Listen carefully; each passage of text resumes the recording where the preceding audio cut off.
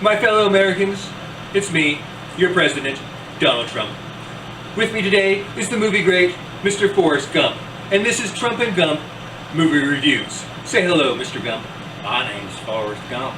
People call me Forrest Gump. That's great, Gump. Do you know why we are here today, Gump? Because you told me to be here, sir. No, Mr. Gump. We're here to share with the American people one of the great movie classics of all time, The Wizard of Oz. Is that the one about the young woman who had a dream to jump over a rainbow? Not exactly, Gump. The Wizard of Oz came out on August 25th, 1939, starring, as Dorothy, a beautiful young woman named Judy Garland. Would you like a chocolate, Mr. President? No, thank you, Gump. I can eat about 1.5 million of these. That's great, Gump. Now, but nobody cares. Now, where was I? Oh yeah, Dorothy. Young girl gets swept up in a twister, not related to global warming or anything, in the state of Kansas, great state, been there many times. She ends up in the land of Oz. And along the way, she meets an array of characters that help her with her quest. You're right there, Mr. Gump.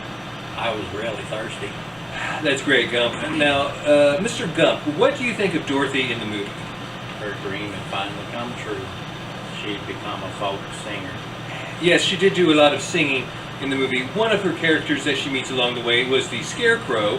Now, he joins the quest and hoping the wizard can give him a brain, kind of like Congress on Monday mornings.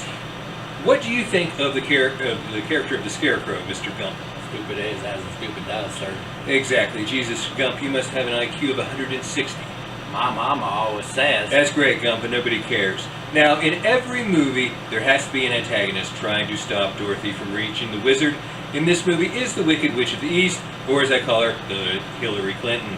She was a mean old dog. That's why I dropped the house on her. Now, one of my favorite characters in the movie is the Cowardly Lion. He reminds me a lot of Paul Ryan when he stands up at the podium speaking to Congress. He was a big fraidy cat. And then there was the Tin Man, which kind of sounds like the title of a country music song, singing If I Only Had an Achy Breaky Heart. I like the sound of that guitar. It sounded good. My mama always says. That's great, Gump, but nobody cares. Anyways, this is one of my favorite movies of all time. It could be yours too. Thank you to the American people and to Mr. Gump.